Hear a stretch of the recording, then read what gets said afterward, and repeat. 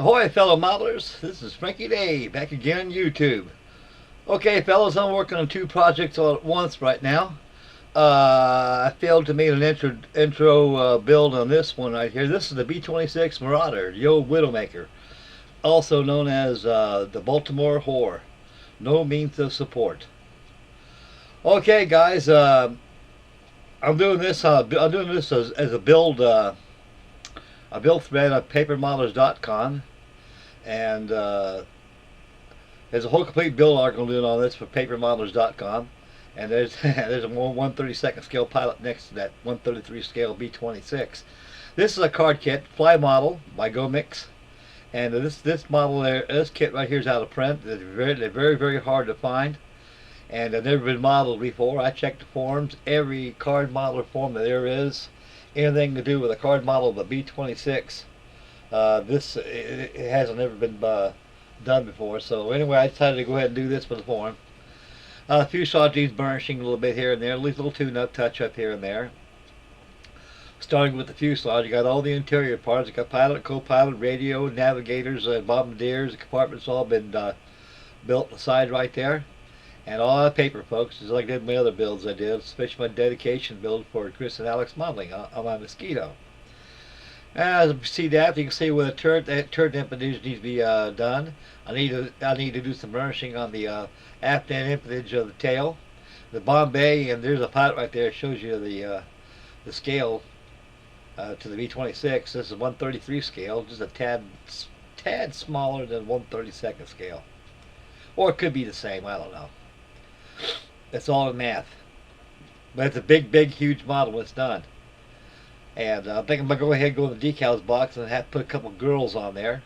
They'd be fictitious for this build right here, so I'm going to go ahead and put it on there anyway, just to sprucing up the B-26. No bomber looks good without a nice looking pretty girl on the side of the left side of the fuselage. Gives it spice and gives it sex appeal.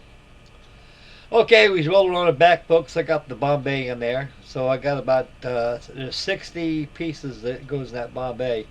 Once I put the bomb racks in, and also the truss rods that goes into the trunnions that operates the rolling Bombay doors, they'll take a lot of space. You got the cheek gun, the pack guns all burnished in and formed.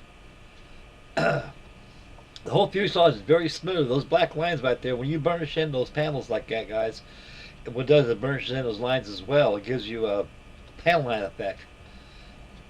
Slightly overdone, but effective. There's the box. That's how it looks like when it's done, folks. That's the box art top of the kit right there.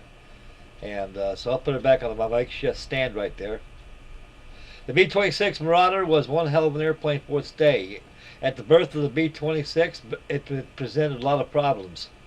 They found the militias of the Army Air Corps back in those days. They knew that we were very behind on our aircraft, because our aircraft actually were practically obsolete before the war, into World War II, with the exception of the Mitchell and the B-17, which they thought it was a forerunning bomber of the bomber force. So anyway, they needed something that had high speed that could defend itself against combat. So Glenn Marauder was one that worked for Martin Aircraft Company, designed this aircraft. And the signature tail on the B-26 is that of the Martin Mars, and also the A-26 Havoc. There's a short Sunderland right there, guys, I'm working on. Look how big that bad boy is. That's 1/33 scale, folks.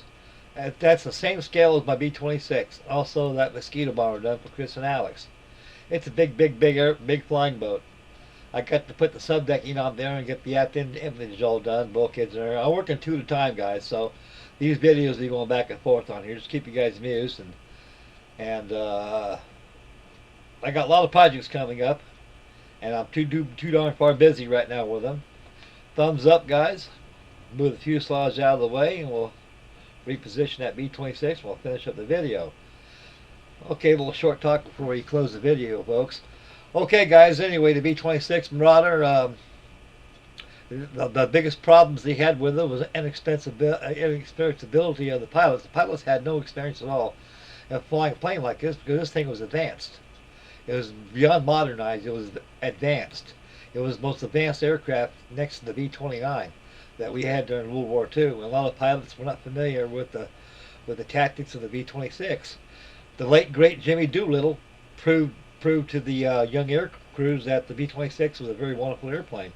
You got to treat it like a fighter plane because they have with a short wing, it demands a lot of thrust.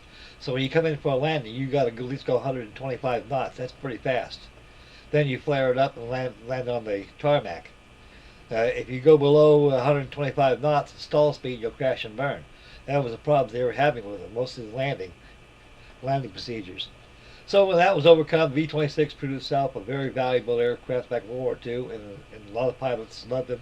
They're like a B-17, they could take a lot of flak and then some and come back and bring the crews back. That's all they cared about. It was a wonderful airplane for its day. Okay, guys, get back into the video right here. Tonight I'm going to do a video on Craig Huss World War I group build featuring my Sadrobilia, my World War I biplane. I'll be doing a video on that. So I decided I want to go ahead and make a video out of this anyway, folks. So anyway, you guys get the general idea how the fuselage is assembled from the last card kits that I built.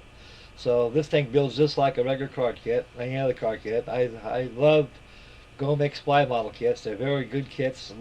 There's a lot of fit issues with a lot of them. So far, this kit here has not presented me no problem at all in assembling it. Goes together quite well. I guess the designer had a good day when he designed this kit. Either that or he made a couple better builds just to see how it goes together before publishing the model itself. Okay, guys, this is Frankie Day signing off, getting out of here right now, folks. I get back to the V-26 and my Asadro. And may God bless, and thank you everyone for tuning in.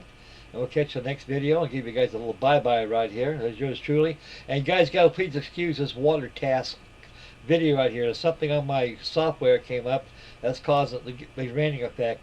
I'm combating the problem right now, trying to. So, anyway, guys, this is Frankie Day signing off. And we'll catch you in the next video. Bye, fellas. Take care of yourself, man. God bless you, boys.